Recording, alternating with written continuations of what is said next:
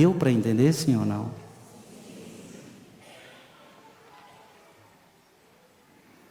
Por isso que Jesus nos ensina, no Horto das Oliveiras, a dizer: afasta de mim esse cálice, Pai, mas não faça o que eu quero, faça o que tu queres. Não faça a minha vontade, mas a tua vontade. Assim deveria ser eu e você.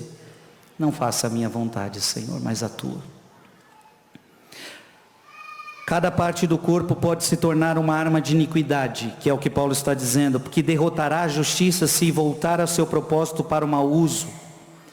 Ao mesmo tempo, note que é por livre-arbítrio que o homem oferece seus membros ao lado de sua escolha. Então tudo está na sua escolha. Com o seu corpo você pode viver a santidade, com o seu corpo você pode viver o pecado. O que você escolhe?